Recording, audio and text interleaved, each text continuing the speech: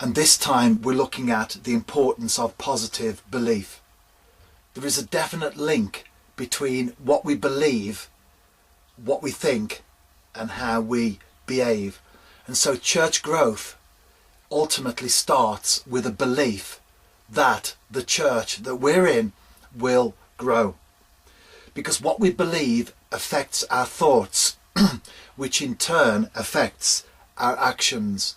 It's a fact that negative people produce negative results, whilst positive people produce positive results. And how does this affect church growth?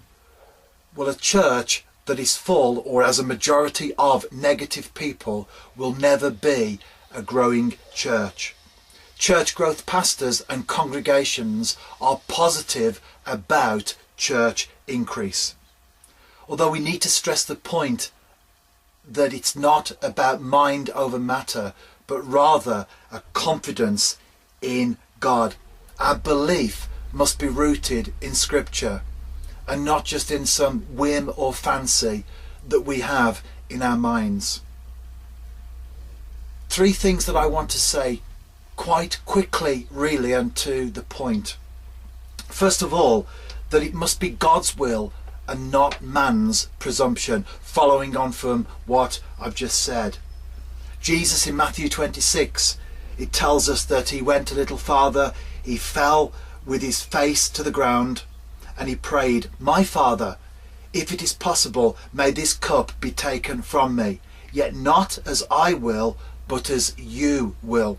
So there was Jesus about to go to the cross, and his prayer is that it's not about his own will as the Son of Man, but rather about the will of the Father. Hebrews 10, "Then I said, Here I am," in verse 7, "It is written about me in the scroll, I have come to do your will." James 4, "Instead, you ought to say, if it is the Lord's will, we will live and do this or that." Verse 15. So as we move through Scripture, I've quoted 3 scriptures there, but as we move through the Bible, we see that it's not about man's presumption. Anything for that matter, not just church growth, but any decision that we make, any step that we take, it's not about our presumption, but rather it's about God's will. Secondly, in the assurance of being in that will, positive belief is vital if we are to see church growth. Matthew 9, "When he had gone indoors, the blind men came to him," this is Jesus, "and he asked them, 'Do you believe that I am able to do this?' 'Yes, Lord,' they replied." Now obviously there was a strong element of faith because they had gone after Jesus. But the question that Jesus asked them was so that they could verbalize that inner belief that lay within them. So it wasn't just a belief in their heart, but rather it was something that affected their thoughts, as we said at the beginning, which in turn affected their behavior. So positive belief is vital if we are to see church growth.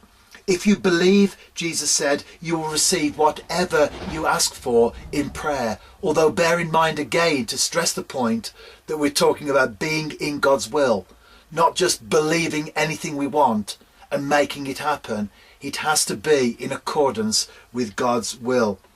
If you believe, you will receive whatever you ask for in prayer. So in the assurance of being in God's will, positive belief is vital if we are to see church growth.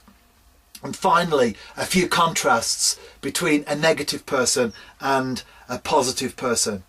A positive person, for example, will say, "Wasn't it great to see someone new in church this morning?" But the negative person will say, "I bet they won't come back." A positive person will say, "We've set our target for growth by the end of the year and we're going to get there." A negative person will reply, "The music's too loud." A positive person will say, "It was brilliant to see all those new people we had in church this morning." But a negative person will reply, "I had to wait to queue for the toilet. A positive person is full of outward expression of the scripture that is rooted in their heart towards church growth, or for that matter, anything to do with the Christian life.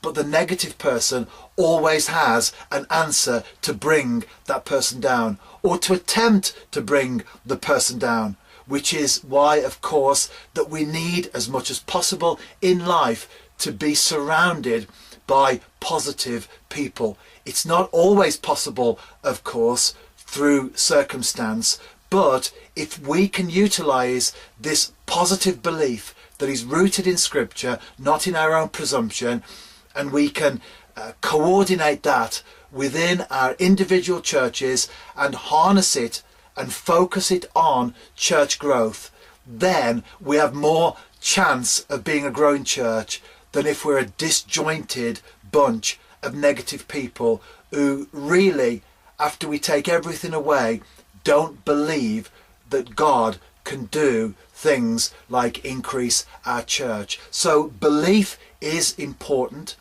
It's not mind over matter. When we talk about positive belief, it's a belief that is rooted in God's will. It's rooted in the scripture. We know that it's right for us, and because of that, we can then believe it, take it forward, and act upon it. The importance of positive belief in church growth.